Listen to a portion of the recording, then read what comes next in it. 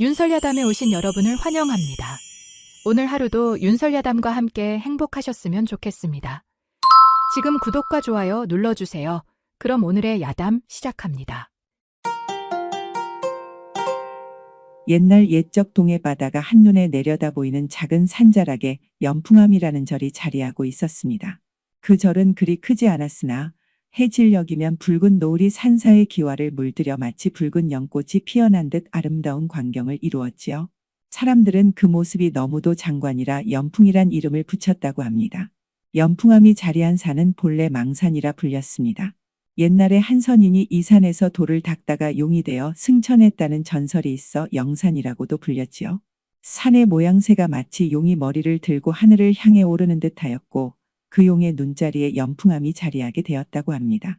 그래서인지 이 절에서는 동해를 한눈에 내려다볼 수 있었고 맑은 날이면 저 멀리 일본 땅까지 보인다는 이야기도 있었지요. 연풍암 아래로는 작은 마을이 있었는데 그 마을 어귀에 자리한 찻집에서는 언제나 은은한 차 향기가 흘러나왔습니다. 그 찻집은 청다원이라 불렸고 주인은 28살의 과부 연하였지요. 연하는 16에 혼인하여 19의 남편을 잃었습니다. 남편은 역질로 갑작스레 세상을 떠났고 시댁에서는 그녀에게 아이가 없다 하여 내보냈지요. 연하가 시집을 가던 날이 생각납니다. 봄비가 내리던 날 빨간 가마에 몸을 싣고 고개를 넘어 낯선 집으로 향하던 그날의 기억이 아직도 선명했지요. 16의 어린 나이에 남편을 처음 본 것은 첫날 밤이었습니다. 남편은 그녀보다 10살이 많은 선비였고 온화한 미소로 그녀를 대해 주었지요. 비록 사랑이 깊지는 않았으나 남편은 그녀를 귀히 여기고 소중히 대해 주었습니다. 그래서 남편이 갑작스레 세상을 떠났을 때 연하의 마음은 더욱 아팠지요. 내가 조금만 더 정성을 들였더라면, 남편이 아프다고 했을 때 조금만 더 주의를 기울였더라면, 연하는 밤마다 이런 후회로 잠 못 이루었습니다. 하지만 역병은 너무도 빠르게 번졌고 아무리 정성을 다해도 막을 수 없는 일이었지요. 남편이 세상을 떠난 후 시어머니는 연하를 불러 이렇게 말했습니다. 네가 복이 없어 우리 아들이 죽은 것이다. 게다가 대를 이을 자식 하나 없으니 더는 이 집에 있을 이유가 없구나. 시어머니의 차가운 말에 연하는 대항할 수 없었습니다.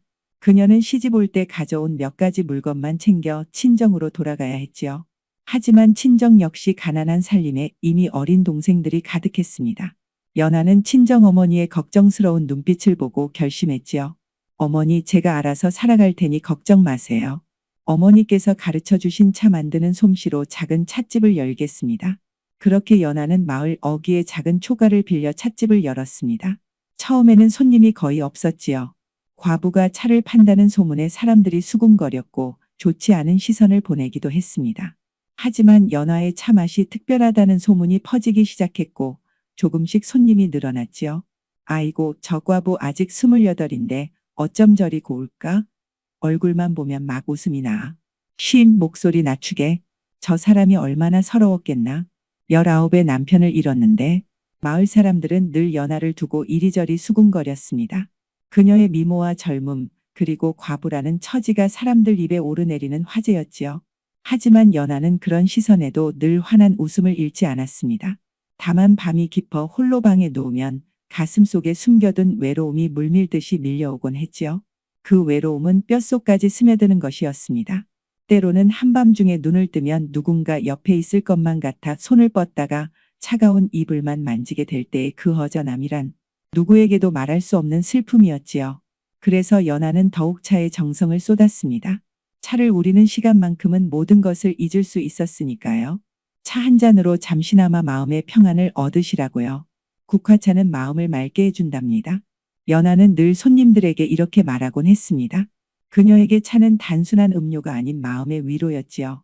남편이 세상을 떠난 후 홀로 생계를 꾸려야 했던 그녀는 친정어머니에게서 배운 차 만드는 솜씨로 찻집을 열었고 그것이 그녀의 삶을 지탱하는 힘이 되었습니다. 사계절마다 연하는 다른 차를 준비했습니다. 봄에는 진달래꽃과 매화로 만든 차, 여름에는 오매와 연꽃차, 가을에는 국화차, 겨울에는 생강차와 대추차. 이렇게 계절의 변화에 따라 다양한 차를 만들었지요. 특히 연꽃차는 연하의 이름과도 통하고 맛이 특별해 많은 사람들이 즐겨 찾았습니다. 차를 만드는 과정은 그녀에게 기도와도 같았습니다. 꽃잎과 잎을 말려 향을 내고 뜨거운 물을 정성스레 부어 색과 향이 우러나길 기다리는 시간은 마치 세상의 모든 번뇌가 씻겨나가는 듯 했지요. 차 향기에 취하다 보면 어느새 마음이 평온해지곤 했습니다. 찻집의 한쪽 벽에는 작은 불단이 있었습니다.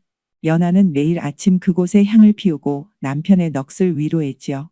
그리고 저녁이면 연풍암을 향해 절을 올렸습니다. 그 모습이 마치 꽃잎을 활짝 피운 연꽃 같았기에 사람들은 그녀를 연하라 불렀습니다. 저 아이는 원래 연분이란 이름이었는데 남편을 잃고 절에 다니기 시작하면서 연하로 불리게 되었다지. 그래, 불경에 이르길 연꽃은 진흙 속에서도 깨끗하게 피어난다 했으니 그 아이에게 딱 맞는 이름일세.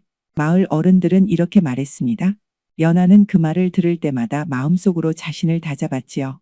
그래, 내 처지가 진흙 속에 있다 해도 맑은 연꽃처럼 살아가리라. 한편 연풍암에는 새로운 스님이 들어왔습니다. 24세 젊은 스님으로 이름은 선우였지요. 선우는 서울 양반 집안의 자제였으나 학문을 닦던 중 세상의 허망함을 깨닫고 20살에 출가하였습니다.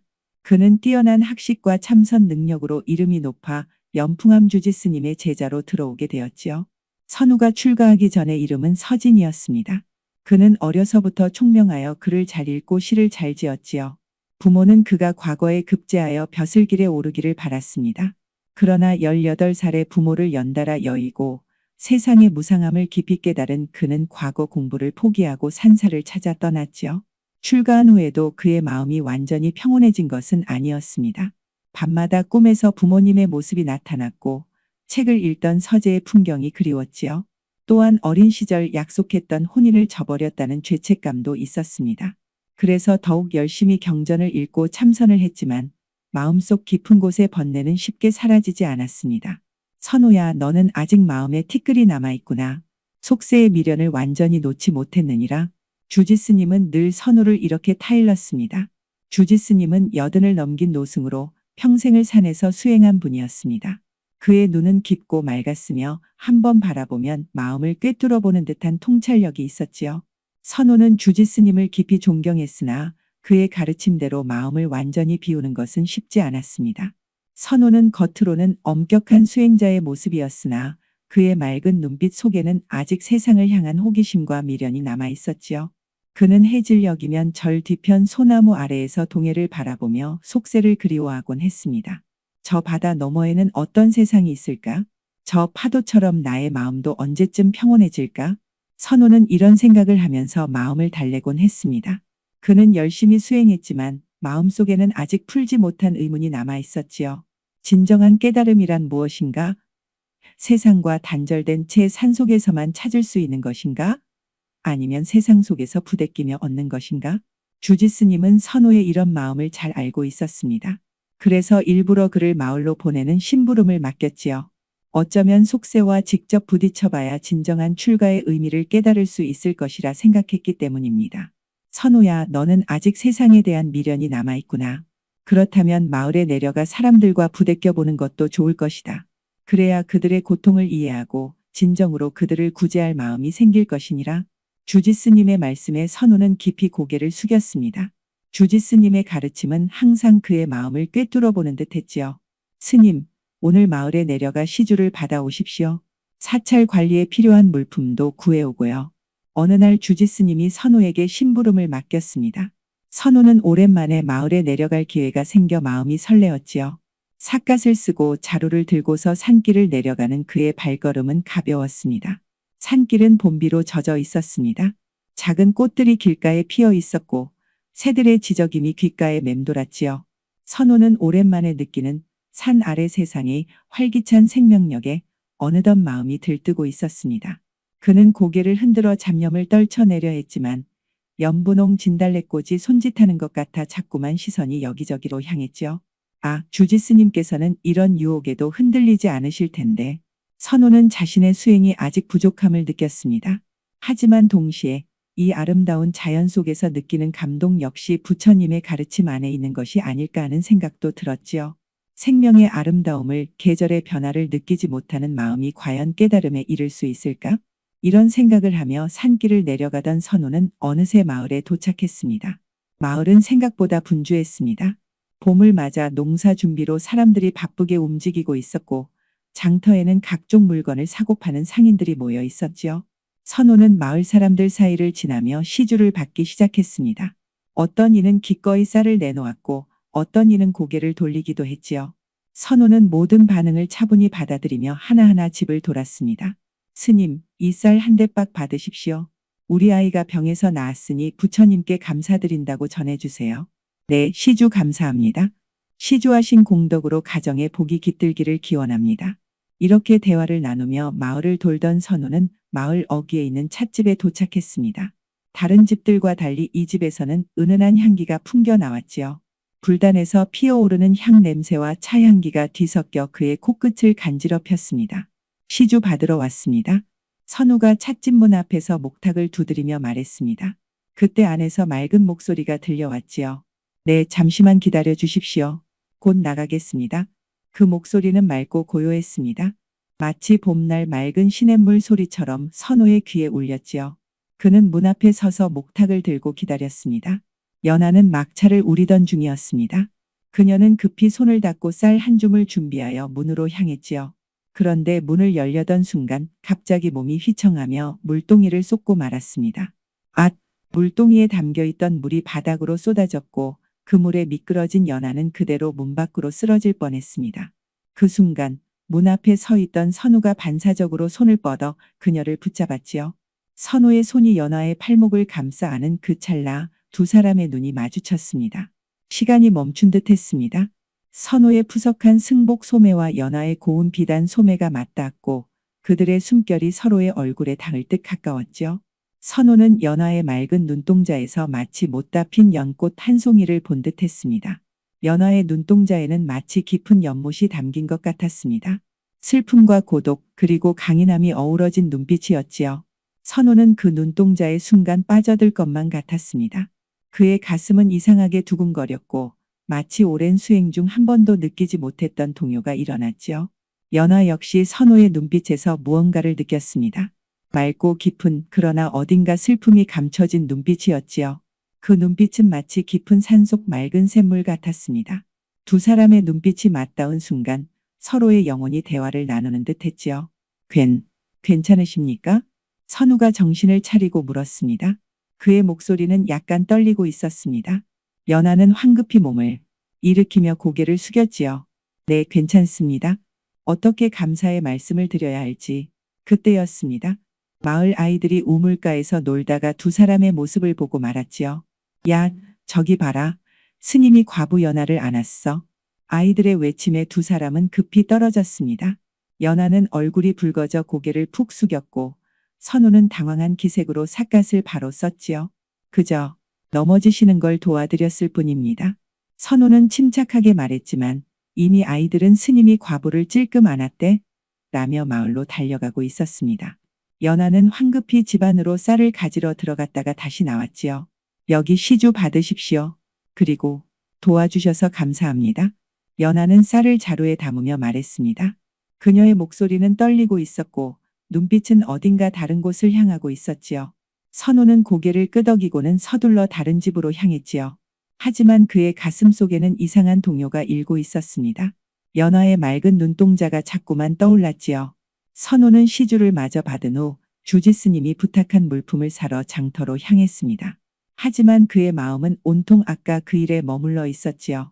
손바닥에는 아직도 연하의 팔목을 감싸 안았던 느낌이 남아있는 것 같았고 코끝에는 그녀에게서 풍겨오던 은은한 매화향이 맴돌았습니다. 그는 머리를 흔들어 잡념을 떨쳐내려 했지만 마음은 쉽게 가라앉지 않았지요. 바로 이것이 속세의 번뇌인가? 선우는 생각했습니다. 하지만 동시에 그 번뇌가 이상하게 달콤하게 느껴졌지요. 장터에서 필요한 물품을 구한 후 선우는 산으로 돌아가야 했습니다. 그러나 발길이 잘 떨어지지 않았지요. 그는 문득 연하의 찻집 앞을 한 번 더 지나가고 싶다는 생각이 들었습니다.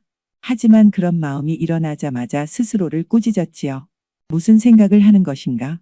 나는 부처님의 제자로서 모든 번뇌를 끊어야 하는데. 선우는 마음을 다잡고 절로 돌아가는 길을 택했습니다. 산길을 오르며 그는 끊임없이 연불을 외웠지요. 하지만 그 연불 소리 사이로 연하의 모습이 자꾸 떠올랐습니다. 그날 저녁 연하는 평소보다 오래 불단 앞에 앉아 있었습니다. 손끝의 떨림이 쉽게 가라앉지 않았지요. 아이고 이게 무슨 일이람. 절집 남정네를 그리워하다니. 연하는 스스로를 다그치며 머리를 흔들었습니다. 하지만 밤바람에 흔들리는 촛불을 바라보며 그녀는 자꾸만 그 스님의 맑은 눈빛을 떠올렸지요. 촛불이 흔들릴 때마다 그의 눈빛도 함께 일렁이는 것 같았습니다. 연하는 가슴을 쓸어내리며 깊은 숨을 내쉬었지요. 오랫동안 꽁꽁 얼어붙어 있던 그녀의 마음 한편에 작은 봄바람이 불어온 듯 했습니다. 그 느낌이 두렵기도 하고 또 한편으로는 설레기도 했지요. 연하는 남편을 잃은 후 자신의 마음도 함께 묻은 듯 했습니다. 다시는 누구도 사랑하지 않겠다고 혼자서 차와 함께 조용히 살아가리라 맹세했지요. 하지만 오늘 처음으로 그 맹세가 흔들리는 것을 느꼈습니다. 여보, 당신이 먼저 떠난 것은 제 탓이 아니잖아요.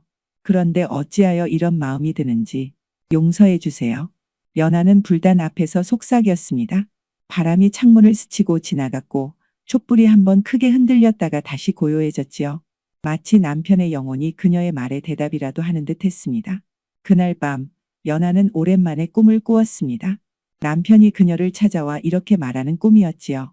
연하야, 이제 그만 날 위해 너의 젊음을 희생하지 말거라.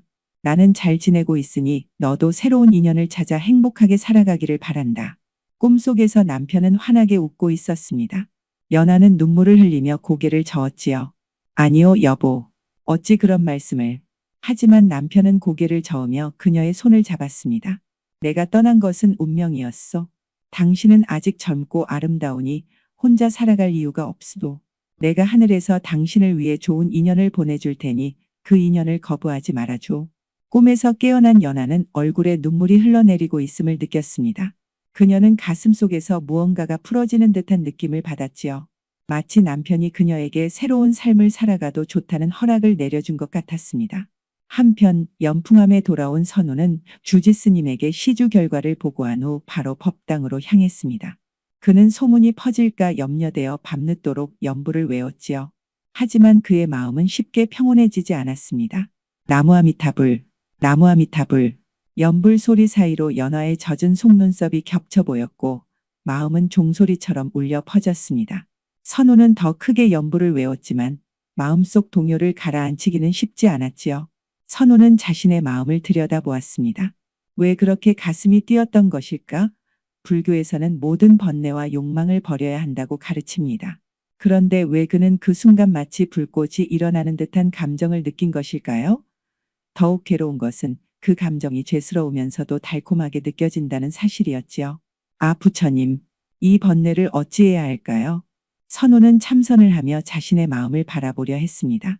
하지만 그의 마음은 계속해서 연하에게로 향했고 그녀의 슬픔 가득한 눈동자가 자꾸 떠올랐지요. 보살피고 싶다는 마음, 그 슬픔을 덜어주고 싶다는 마음. 그것은 자비였을까요? 아니면 또 다른 감정이었을까요? 다음 날부터 마을에는 소문이 퍼졌습니다. 들었소?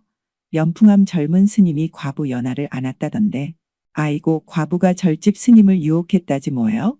그냥 우연히 넘어지는 걸 잡아준 것뿐이라던데. 소문은 걷잡을 수 없이 번졌고 과장되고 왜곡되었지요. 연하는 찻집에 오는 손님들의 수군거림을 견디기 힘들었습니다. 선우 역시 절에서 다른 스님들의 시선이 부담스러웠지요. 연하는 찻집 문을 닫고 며칠 동안 밖에 나가지 않았습니다. 사람들의 수군거림이 싫었고 무엇보다 자신 때문에 그 스님이 공경에 처했을까 걱정되었지요. 그녀는 다만 차를 우리고 불단 앞에 앉아 기도했습니다. 그렇게 하면 마음이 조금은 편안해졌으니까요. 부처님, 제가 어찌할 바를 모르겠습니다. 이런 소문 때문에 그 스님께 누가 될까 두렵습니다. 하지만 한편으로는 그 스님을 다시 만나고 싶다는 마음도 들고 이 마음이 죄악인지 알 수가 없습니다. 연하는 기도하면서도 마음속에서 솟아오르는 감정을 부정할 수 없었습니다. 그것은 마치 오랫동안 가뭄에 시달린 땅에 내리는 단비와도 같았지요. 그녀의 메마른 마음에 촉촉이 스며드는 감정이었습니다. 선우는 법당에 틀어박혀 경전을 읽고 참선을 하며 지냈습니다. 하지만 마음의 동요는 쉽게 가라앉지 않았지요. 그는 주지스님을 찾아가 고민을 털어놓으려 했지만 마지막 순간에 용기가 나지 않았습니다. 그 감정을 말로 표현하는 것조차 어려웠으니까요. 이렇게 열흘쯤 지났을 때 주지스님이 선우를 불렀습니다. 선우야, 요즘 내 마음이 편치 않은 모양이구나. 주지스님의 말에 선우는 깜짝 놀랐습니다. 그는 고개를 푹 숙이고 대답했지요. 죄송합니다, 스님. 제가 아직 수행이 부족하여. 주지스님은 부드러운 미소를 지으며 말했습니다. 네가 마을에 내려갔을 때 무슨 일이 있었느냐? 마을에서 소문이 들려오는구나.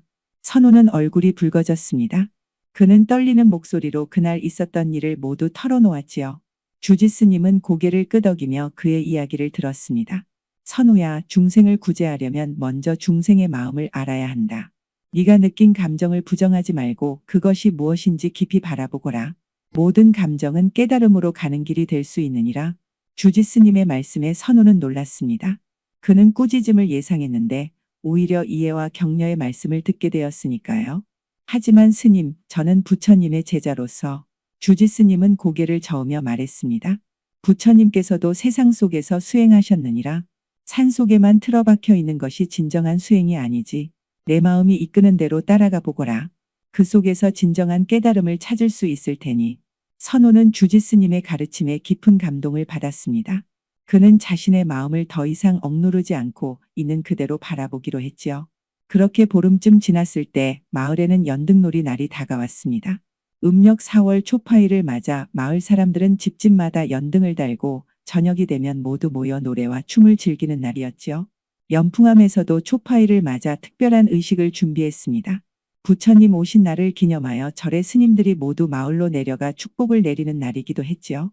선호는 마음이 설레었습니다. 혹시라도 연하를 다시 볼 수 있을지도 모른다는 생각 때문이었지요. 연하는 찻집 앞에 예쁜 연등을 여러 개 달았습니다. 그녀도 마음이 설렜습니다. 스님들이 마을에 내려온다는 소식을 들었기 때문이지요. 그녀는 평소보다 더 정성을 들여 차를 준비했습니다.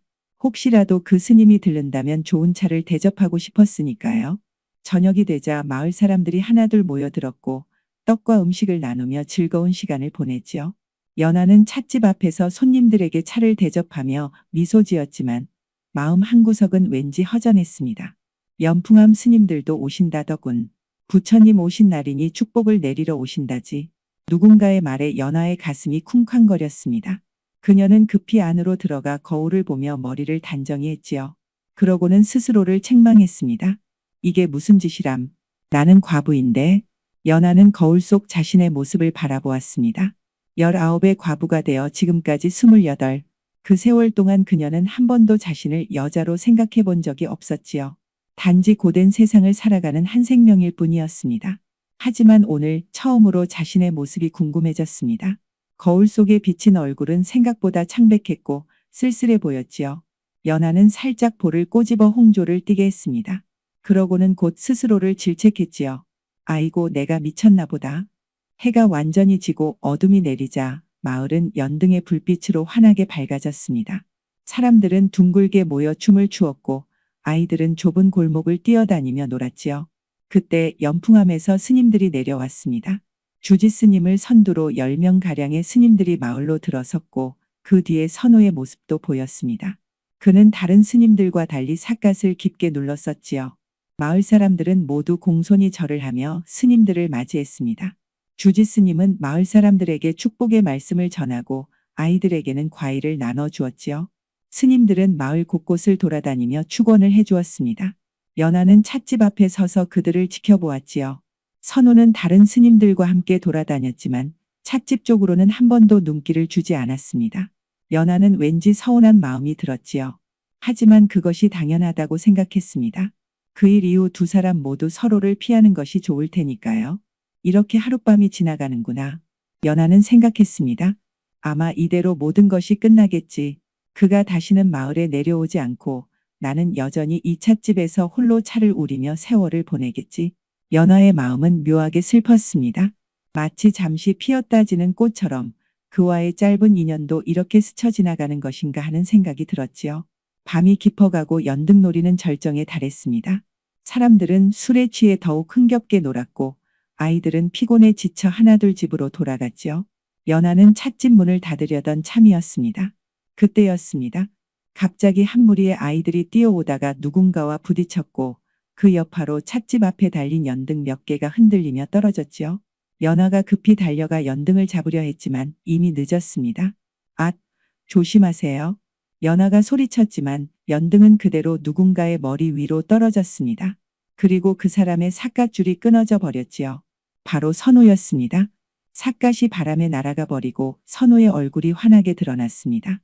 그 순간 마을 뒤편에서 불꽃놀이가 터져 오색빛이 하늘을 수놓았고 그 빛이 선호의 얼굴을 비추었지요. 연하는 그 모습을 보고 숨을 멈췄습니다.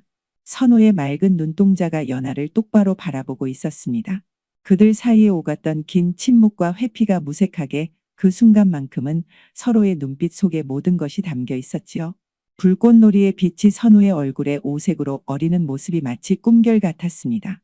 그의 눈빛은 더욱 깊고 맑아 보였고 연하는 그 순간 마치 시간이 멈춘 듯한 느낌을 받았지요. 두 사람 사이에는 말없는 대화가 오갔습니다. 서로를 그리워했음을, 서로를 잊으려 했으나 잊을 수 없었음을 그 눈빛 속에 모두 담겨 있었지요. 죄송합니다. 제가 연등을. 연하가 급히 사과했습니다. 선호는 고개를 저으며 삿갓을 주워 들었지요. 괜찮습니다. 제가 조심했어야 했는데. 그의 목소리는 조용했지만 마음속은 파도처럼 출렁거렸습니다. 사람들이 둘을 쳐다보며 수군거리기 시작했지요. 저것 봐, 또 마주쳤네. 인연인가 보구먼. 연하는 얼굴이 뜨거워짐을 느꼈습니다. 그녀는 급히 고개를 숙이고 찻집 안으로 들어가려 했지요. 하지만 선우가 그녀를 불러 세웠습니다. 물 한 그릇만 얻을 수 있을까요? 목이 말라서. 선우의 요청에 연하는 잠시 망설이다가 고개를 끄덕였습니다. 그녀는 선우를 찻집 안으로 안내했지요. 찻집 안은 조용했고 오직 불단에 켜진 초와 연등의 불빛만이 공간을 밝히고 있었습니다. 연하는 차분히 물을 떠다 주었습니다. 선우는 물을 받아 마시면서 주변을 둘러보았지요. 차도 함께 드시겠습니까? 초파일이니 부처님께 올릴 차를 준비했습니다. 연하가 조심스레 물었습니다. 선우는 잠시 망설이다가 고개를 끄덕였지요. 연하는 정성스레 차를 우려내기 시작했습니다. 그녀의 섬세한 손놀림을 보며 선우는 깊은 감동을 느꼈지요. 연하의 손가락이 차 주전자를 감싸는 모습은 마치 연꽃이 피어나는 듯 했습니다. 그녀가 차를 따를 때마다 은은한 향기가 피어올랐고 그 모습이 너무나 아름다워 선우는 잠시 숨을 멈췄지요. 이곳이 부처님께 올릴 차를 준비하는 공간인가 보군요. 선우가 불단을 가리키며 말했습니다. 연하는 고개를 끄덕였지요. 네, 남편이 세상을 떠난 후 매일 아침 차를 올리며 그의 극락왕생을 빌고 있습니다. 선우는 그녀의 말에 깊은 연민을 느꼈습니다. 그는 불단 앞에 가서 짧게 합장하고 기도를 올렸지요. 좋은 곳에 계실 겁니다. 당신의 정성이 그분에게 닿았을 테니. 선우의 말에 연하의 눈에 눈물이 고였습니다. 그녀는 급히 고개를 숙이고 차를 따랐지요. 이 차는 연꽃차입니다. 마음을 맑게 해준다고 하지요. 연하가 차를 건네며 말했습니다.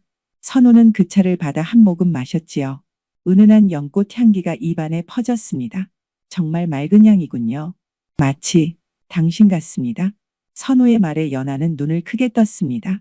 그들의 눈이 다시 마주쳤고 그 순간 밖에서 또 다른 불꽃이 터졌지요.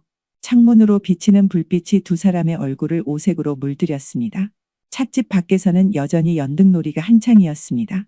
사람들의 웃음소리와 노랫소리가 들려왔지만 찻집 안은 마치 다른 세계처럼 고요했지요. 두 사람은 차를 마시며 조용히 대화를 나눴습니다. 어떻게 출가하게 되셨나요? 연하가 조심스레 물었습니다. 선우는 잠시 침묵하다가 대답했지요. 세상의 허망함을 깨달았다고 할까요? 모든 것이 무상하다는 진리를 마음으로 받아들이고 싶었습니다. 그의 말에 연하는 고개를 끄덕였습니다. 저도 남편을 잃고 그 진리를 몸으로 느꼈습니다. 하지만 아직도 마음은 완전히 비우지 못했나 봅니다. 두 사람의 대화는 깊어졌고 시간은 빠르게 흘렀습니다. 밖에 소란이 점점 잦아들고 마을이 조용해질 무렵이 되었지요. 이제 돌아가야겠군요. 주지스님께서 찾으실 테니. 선우가 자리에서 일어났습니다. 연하도 따라 일어났지요. 오늘 좋은 시간이었습니다. 감사합니다. 선우가 인사를 했습니다. 연하는 고개를 숙이며 대답했지요. 아니요, 제가 감사드립니다. 오랜만에 마음이 편안했습니다. 선우는 망설이다가 찻집을 나섰습니다. 연하는 그를 배웅하며 문 앞까지 나왔지요. 마을은 이미 어둠에 잠겨 있었고 달빛만이 길을 밝히고 있었습니다. 다신 뵙지 않겠습니다. 선우가 갑자기 말했습니다. 연하의 마음이 철렁 내려앉았지요. 하지만 그의 다음 말이 이어졌습니다. 그렇게 하는 것이 옳을 테니까요. 하지만 마음은 그렇지 않습니다. 연하는 그의 말에 깊은 감동을 받았습니다. 그녀는 용기를 내어 말했지요. 한 번만 더 차를 드시지요. 연화의 목소리는 속삭임처럼 작았지만 선호의 귀에는 크게 울렸습니다. 그는 천천히 돌아보았지요. 달빛 아래 서 있는 연화의 모습이 마치 꿈결 같았습니다. 언제? 선우가 물었습니다. 연화는 조심스레 대답했지요. 보름날 이곳에서. 선우는 잠시 생각하다가 고개를 끄덕였습니다. 그는 더 이상 말을 잇지 못하고 돌아섰지요. 연화는 그가 사라질 때까지 문 앞에 서 있었습니다. 달빛이 별빛보다 뜨겁게 내려앉는 그 순간 두 사람의 마음에는 이름 모를 감정이 피어나고 있었지요. 보름날이 되기 전까지 연화는 마음이 복잡했습니다. 그녀는 매일 아침 남편의 불단 앞에서 차를 올리며 용서를 빌었지요. 당신 제 마음이 흔들리고 있어요. 하지만 그것이 죄악인지 아니면 새로운 인연인지 알 수가 없어요. 꿈에서 본 남편의 모습이 자꾸 떠올랐습니다. 그는 미소 지으며 그녀에게 새 삶을 살라고 했지요. 하지만 그것이 정말 남편의 뜻이었을까? 아니면 그녀 자신의 욕망이 만들어낸 환상이었을까? 연하는 밤마다 이런 고민으로 잠 못 이루었습니다. 선우 역시 법당에서 참선을 하며 마음을 다스리려 했습니다. 그러나 연하의 모습이 자꾸 떠올랐고 그의 마음은 평온하지 않았지요. 나무아미타불. 이 번뇌가 과연 나를 어디로 이끌 것인가? 선우는 연부를 외우면서도 주지스님의 말씀을 떠올렸습니다. 내 마음이 이끄는 대로 따라가 보거라. 그는 이 길이 그를 어디로 이끌지 알 수 없었지만 그 길에서 진정한 자신을 발견할 수 있을지도 모른다는 기대가 있었지요. 보름날 저녁 연하는 찻집을 일찍 닫고 차 준비에 정성을 쏟았습니다. 그녀는 가장 좋은 차를 골라 우려내고 정갈한 닭이를 준비했지요.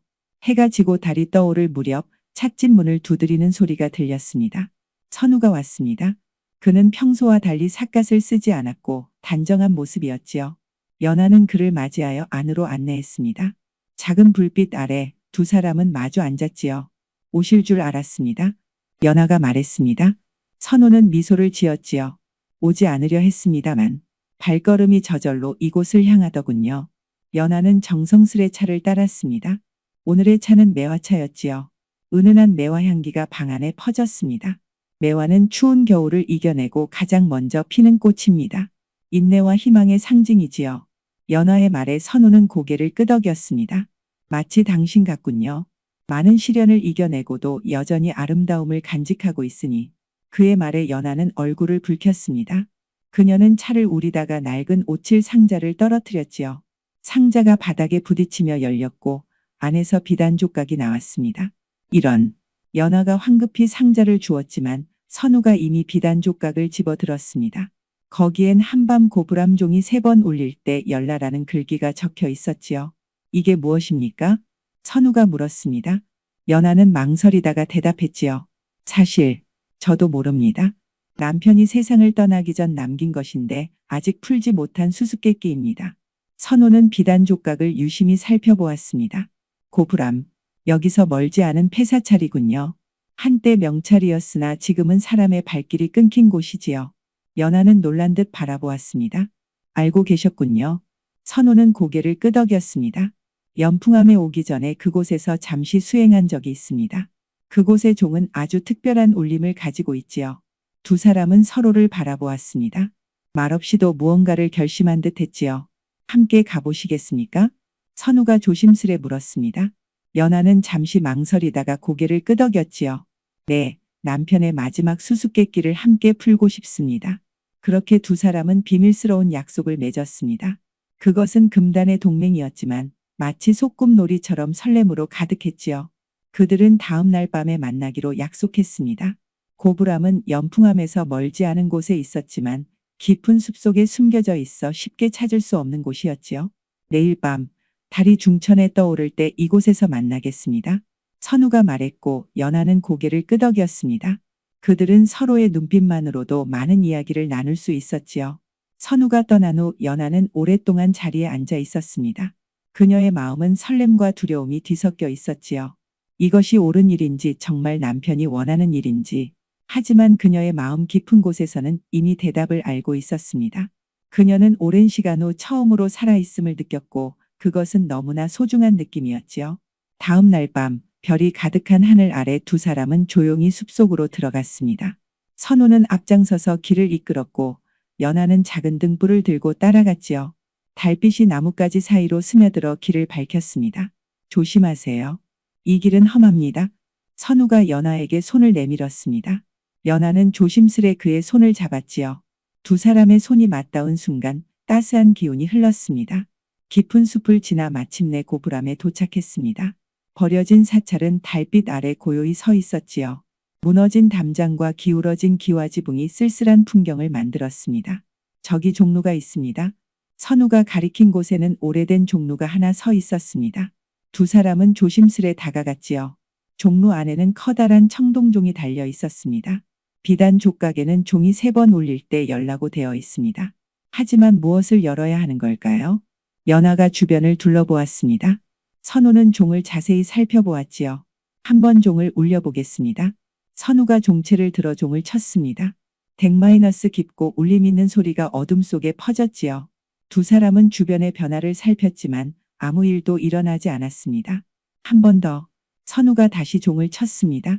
덱- 두 번째 소리가 울렸지요. 그리고 세 번째 종소리가 울려 퍼지는 순간 놀라운 일이 벌어졌습니다. 덱- 종로 바닥이 미세하게 흔들리더니 한쪽이 살짝 들려 올랐습니다. 그 아래로 계단이 보였지요. 비밀 통로군요. 연아가 놀라 소리쳤습니다. 선우도 믿을 수 없다는 듯 바라보았지요. 조심하세요. 선우가 먼저 계단으로 내려갔습니다. 연아는 등불을 높이 들고 그를 따랐지요. 계단은 지하로 이어졌고 그곳에는 작은 창고 같은 공간이 있었습니다. 창고 안은 오래된 물건들로 가득했습니다. 불상, 경전, 돗자기 등 값진 것들이 보관되어 있었지요. 그 가운데 작은 탁자 위에 2가지 물건이 나란히 놓여 있었습니다. 하나는 자주색 비단으로 쌓인 수첩이었고 다른 하나는 은빛으로 빛나는 연적이었습니다. 연아는 비단 수첩을 알아보았지요. 이것은 아버지께서 제게 주셨던 것입니다. 혼인할 때 가져갔는데 시댁에서 잃어버렸다고 생각했어요. 연아가 떨리는 손으로 수첩을 집어들었습니다. 선우는 은빛 연적을 바라보았지요. 그리고 이것은 제가 출가하기 전 사용하던 연적입니다. 스승님께 받은 것인데 수행길에 잃어버렸지요. 두 사람은 놀란 눈으로 서로를 바라보았습니다. 연아가 먼저 수첩을 펼쳤지요. 그 안에는 아버지가 써주신 시와 편지가 들어 있었습니다. 아버지께서는 제가 언젠가 진정한 인연을 만날 것이라고 하셨어요. 그때를 위해 이 수첩을 간직하라고. 선우는 연적을 살펴보았습니다. 연적 바닥에는 작은 글씨가 새겨져 있었지요. 속세를 등졌다 생각했지만 속세에서 날 부르던 이는 그대였군요. 선우가 그 글을 읽었습니다. 연화의 뺨에는 달빛보다 붉은 빛이 스며들었지요. 이것은 다 무슨 의미일까요? 연화가 물었습니다. 선우는 생각에 잠겼다가 대답했지요. 우리의 인연이 예정되어 있었던 것 같습니다. 누군가, 아마도 당신의 남편이 이것을 알고 있었던 것 같군요. 연화는 수첩을 가슴에 안았습니다. 남편이 그녀의 미래를 걱정하여 이런 단서를 남겼다는 생각에 눈물이 흘렀지요. 남편은 자신이 오래 살지 못할 것을 알고 있었나 봅니다. 그래서 제게 새로운 인연을 허락한 것 같아요. 선우는 연아에게 다가가 손을 내밀었습니다. 연아는 그의 손을 잡았지요. 두 사람의 손이 맞닿은 순간 종로 위에서 바람이 불어왔습니다. 창문 사이로 들어온 바람이 두 사람을 감쌌고 연적에서 흘러나온 매향수 냄새가 공간을 달콤하게 채웠지요. 달빛이 스며드는 종로 아래 두 사람은 서로를 바라보았습니다. 지금 이 순간 저는 스님이 아닌 한 사람의 남자로서 당신 앞에 서 있습니다. 선우의 말에 연아는 미소 지었습니다. 그리고 저는 과부가 아닌 한 사람의 여자로서 당신 앞에 있습니다. 두 사람 사이의 거리가 점점 좁혀졌습니다. 선우의 손이 연아의 얼굴을 감쌌고 그들의 숨결이 하나가 되었지요. 계율과 속세 사이 짧지만 뜨거운 입맞춤이 피어났습니다. 달빛이 두 사람의 모습을 은은하게 비추었고 봄바람이 그들의 옷자락을 살며시 흔들었습니다. 그 순간만큼은 세상의 모든 소리가 멈춘 듯 했지요. 연화의 마음은 오랜 겨울잠에서 깨어나 봄날의 꽃처럼 활짝 피어났고 선우의 가슴은 참선 중에도 느끼지 못했던 평온함으로 가득 찼습니다. 그때였습니다. 갑자기 위에서 발소리가 들려왔습니다. 두 사람은 급히 떨어졌지요. 누구세요? 연아가 놀라 소리쳤습니다. 위에서 작은 목소리가 들려왔지요. 선우 스님, 거기 계세요? 목소리의 주인공은 연풍암의 어린 동자승이었습니다. 선우는 안도의 한숨을 내쉬었지요. 염주야, 어떻게 여기까지 왔니? 선우가 계단을 올라가 물었습니다. 염주는 눈을 동그랗게 뜨고 그를 바라보았지요. 스님이 밤마다 나가시길래 궁금해서 따라왔어요.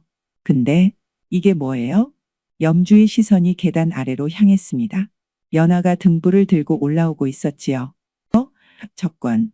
찻집 과부 아줌마 아니에요? 염주의 말에 두 사람은 당황했습니다. 선우가 염주의 어깨를 잡고 말했지요. 염주야, 이건 비밀이란다. 주지스님께 말하면 안 돼. 하지만 염주는 장난스럽게 웃었습니다. 알았어요. 스님이 과부랑 달빛 도둑질했네요. 이거 주지스님께 말씀드려야겠어요. 염주는 마냥 장난기 어린아이는 아니었습니다. 그는 어린 나이에 부모를 잃고 절에 들어온 아이로 선우를 형처럼 따랐지요. 그래서 선우의 행동이 더욱 궁금했던 것입니다. 선우 스님, 스님은 항상 계율을 중요하게 여기셨잖아요. 그런데 어째서 염주의 질문에 선우는 잠시 말문이 막혔습니다. 그는 어떻게 설명해야 할지 몰랐지요. 이때 연하가 나서서 말했습니다. 염주야, 우리가 여기 온 것은 남편이 남긴 단서를 풀기 위해서란다. 너도 알다시피 부처님께서는 진실을 추구하라고 가르치셨지. 우리는 그 진실을 찾고 있을 뿐이야.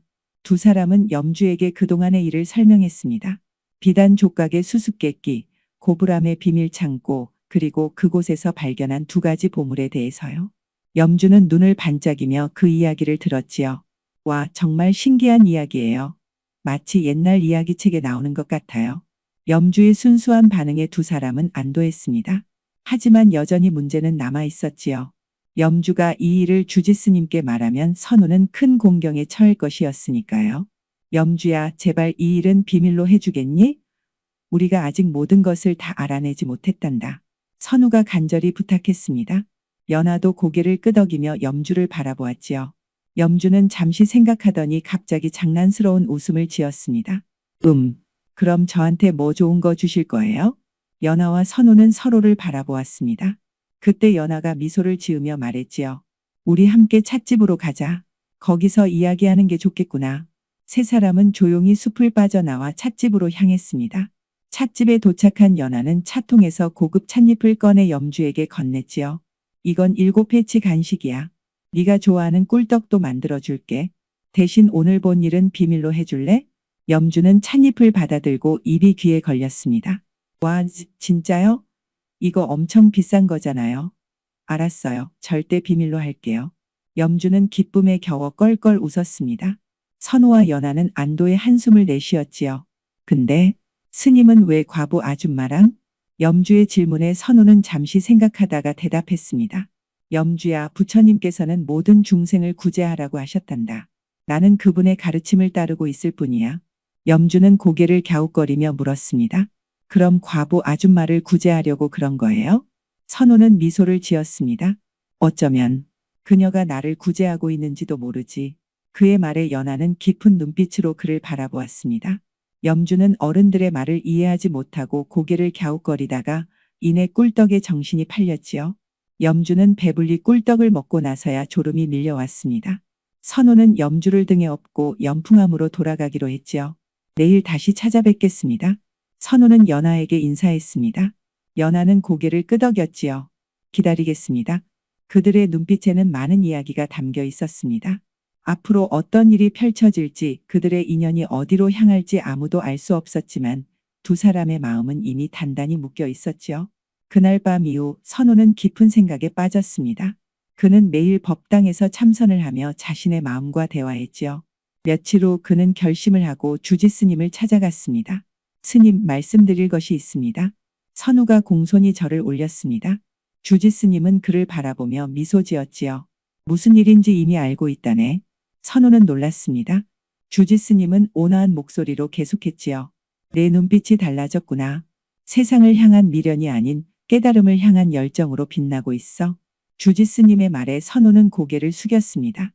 스님, 저는 속세로 내려가 포교를 하고 싶습니다. 많은 중생들에게 부처님의 가르침을 전하고 싶습니다. 주지스님은 조용히 고개를 끄덕였습니다. 그것이 내 진정한 길이라면 나는 막지 않겠다. 하지만 기억하거라. 속인이 되어도 마음을 닦는 일은 계속되어야 한다. 선우는 깊이 절을 올렸습니다. 감사합니다, 스님. 저는 비록 속세에 살더라도 부처님의 가르침을 잊지 않겠습니다. 주지스님은 미소로 대답했습니다. 그의 눈빛에는 깊은 이해와 자비가 담겨 있었지요. 네가 가는 길에 축복이 있기를. 주지스님은 이미 알고 있었습니다. 선우가 연하를 만났고 그들 사이에 특별한 인연이 있다는 것을요. 하지만 그는 선우를 막지 않았습니다. 진정한 깨달음은 산속에만 있는 것이 아니라 세상 속에서 겪는 다양한 경험을 통해서도 얻을 수 있다고 믿었기 때문이지요. 선우야, 나도 한때는 너처럼 젊었고 너처럼 사랑했다. 그 사랑이 나를 이곳으로 이끌었지만 내 사랑은 너를 다른 곳으로 이끌 수도 있다. 중요한 것은 그 길에서 진정한 자신을 발견하는 것이니라. 주지스님의 말씀에 선우는 깊은 감동을 받았습니다. 그는 스승의 지혜에 감사하며 법당을 나왔지요. 선우는 법당을 나와 자신의 방으로 돌아왔습니다. 그는 몇 안 되는 소지품을 정리하고 마지막으로 방을 둘러보았지요. 그때 염주가 들어왔습니다. 스님, 정말 가시는 건가요? 염주의 눈에는 눈물이 고여 있었습니다. 선우는 부드러운 미소로 염주의 머리를 쓰다듬었지요. 그래, 하지만 자주 찾아올게. 너도 열심히 공부해서 훌륭한 스님이 되거라. 염주는 콧물을 훌쩍이며 고개를 끄덕였습니다. 약속하셔야 해요. 저 많이 컸을 때 다시 오셔서 제가 얼마나 훌륭한 스님이 되었는지 보셔야 해요. 선우는 미소 지으며 고개를 끄덕였습니다. 그래, 약속하마. 그날이 기다려지는구나. 염주는 눈물을 닦고 활짝 웃었습니다. 아이의 순수한 웃음에 선우의 마음도 환해졌지요. 스님이 떠나시면 저도 스님처럼 열심히 공부할 거예요. 그리고 나중에 저도 마을에 내려가서 많은 사람들에게 부처님 말씀을 전할 거예요. 선우는 염주의 결심에 감동했습니다. 그는 염주를 꼭 안아주었지요. 그럼 그때까지 건강하게 지내거라. 다음 날 아침, 선우는 속새 옷으로 갈아입고 연풍암을 떠났습니다. 그는 산을 내려와 곧장 마을로 향했지요. 아침 햇살이 막 떠오를 무렵 그는 찻집 앞에 도착했습니다. 연하는 일찍 일어나 찻집 문을 열고 있었습니다. 그녀는 문 앞에 서 있는 선우를 보고 놀랐지요. 그의 모습이 달라져 있었기 때문입니다. 당신은? 연하가 놀라 말했습니다. 선우는 미소 지으며 다가왔지요. 이제는 스님이 아닌 한 사람의 남자로 당신 앞에 섰습니다. 연하의 눈에서는 눈물이 흘렀습니다. 그녀는 황급히 눈물을 닦으며 선우를 안으로 맞이했지요. 무슨 일이 있었던 건가요? 어떻게? 선우는 그간의 일을 설명했습니다. 주지스님과의 대화 그리고 자신의 결심까지. 연하는 감동하여 그의 손을 꼭 잡았지요. 정말 괜찮은 건가요? 저 때문에 출가의 길을. 선우는 고개를 저었습니다. 이것이 제 진정한 길입니다. 당신을 만난 것은 인연이었고 그 인연이 저를 깨달음으로 이끈 것입니다. 두 사람은 찻집 앞 은행나무 아래로 나갔습니다. 아침 햇살이 나뭇잎 사이로 스며들어 두 사람의 얼굴을 비추었지요. 그들은 손을 꼭 잡고 새날을 맞이했습니다. 이제 어떻게 되는 건가요? 연하가 물었습니다. 선우는 미소 지으며 대답했지요. 마을의 작은 서당을 열어 아이들을 가르치려 합니다. 그리고 사람들에게 부처님의 가르침도 전하고 싶습니다. 연하는 기쁜 마음으로 고개를 끄덕였습니다. 그럼 저는 계속 차를 우리며 사람들에게 마음의 위안을 드리겠습니다. 그들은 서로를 바라보며 미소 지었습니다. 이것이 바로 그들이 찾던 길이었지요. 각자의 방식으로 세상에 기여하며 함께 걸어가는 길. 소식은 금세 마을에 퍼졌습니다. 연풍암의 젊은 스님이 하산하여 과부 연하와 인연을 맺었다는 소문이 돌았지요. 처음에는 사람들이 수군거리고 놀랐지만 시간이 지나면서 그들의 순수한 마음을 이해하게 되었습니다. 저 과부 연하가 웃음꽃을 피워 절까지 화사해졌네. 그래, 두 사람이 잘 어울려. 인연이란 게 참 신기한 거지. 마을 아이들은 장난삼아 연풍암 종소리를 울리며 노래했습니다. 스님과 과부가 만났네. 달빛 아래 꽃이 피었네. 그들의 순진한 노래에 어른들은 웃음을 터뜨렸지요. 선우는 마을의 작은 서당을 열어 아이들을 가르쳤습니다. 그는 불교의 가르침과 함께 글과 셈을 가르쳤지요. 연하는 여전히 찻집을 운영하며 이제는 더 많은 사람들에게 차의 맛과 차의 아름다움을 전했습니다. 두 사람은 서로를 존중하고 사랑하며 살았습니다. 그들의 집 앞에는 항상 연등이 걸려 있었고 밤이면 달빛이 그 불빛과 어우러져 아름다운 그림자를 만들었지요. 사계절이 지나고 연하와 선우는 작은 혼례를 올렸습니다. 주지스님이 직접 내려와 두 사람의 혼인을 축복해 주셨지요. 마을 사람들도 모두 모여 그들의 새로운 출발을 축하했습니다. 부처님의 자비로움처럼 서로를 이해하고 사랑하며 살아가거라. 주지스님의 축복에 두 사람은 깊이 절을 올렸습니다. 그들의 눈에는 행복의 눈물이 고여 있었지요. 어느 날 저녁 두 사람은 마루에 앉아 하늘의 별을 바라보고 있었습니다. 연하가 조용히 말했지요. 첫 만남을 기억하시나요? 그때 당신이 넘어지는 저를 잡아주셨지요. 선우는 미소를 지으며 고개를 끄덕였습니다. 그때부터 이미 우리의 인연이 시작되었던 것 같습니다. 연하는 그의 손을 꼭 잡았습니다. 앞으로도 제가 넘어질 때마다 잡아주실 건가요? 선우는 그녀의 손에 입을 맞추며 대답했습니다. 물론이지요. 그리고 제가 길을 잃을 때마다 당신이 저를 인도해 주십시오. 그들의 대화는 밤바람에 실려 멀리 퍼져나갔습니다. 달빛은 온 마을 지붕 위에 은은히 내려앉았고 두 사람의 발걸음엔 맑은 차 향과 종소리가 함께 울려 퍼졌죠. 세월이 흘러 연하와 선우에게는 작은 아이가 생겼습니다. 그들은 아이의 이름을 연우라고 지었지요. 두 사람의 이름에서 한 글자씩 따온 이름이었습니다. 연우는 부모의 사랑을 듬뿍 받으며 자랐고 마을 아이들과 어울려 뛰놀았습니다. 아버지, 어머니가 어떻게 만나셨어요? 어느 날 연우가 물었습니다. 선우와 연하는 서로를 바라보며 미소 지었지요. 그것은 아주 특별한 이야기란다. 달빛 아래에서 피어난 우리의 사랑 이야기지. 선우는 연우를 무릎에 앉히고 두 사람의 만남에 대해 이야기해 주었습니다. 물론 아이가 이해할 수 있도록 조금 각색하여 들려주었지요. 연우는 눈을 반짝이며 부모의 이야기에 귀를 기울였습니다. 와, 정말 신기해요. 아버지와 어머니는 정말 운명이었나 봐요. 연우의 말에 두 사람은 웃음을 터뜨렸습니다. 그렇게 그들의 사랑은 아이에게도 전해졌고 아이를 통해 더 많은 사람들에게 희망과 용기를 주었지요. 염주는 자라서 훌륭한 스님이 되었습니다. 그는 가끔 마을에 내려와 선우와 연하를 찾았고 연우와도 좋은 친구가 되었지요. 그는 자신이 목격했던 두 사람의 특별한 인연을 항상 마음속에 간직하고 있었습니다.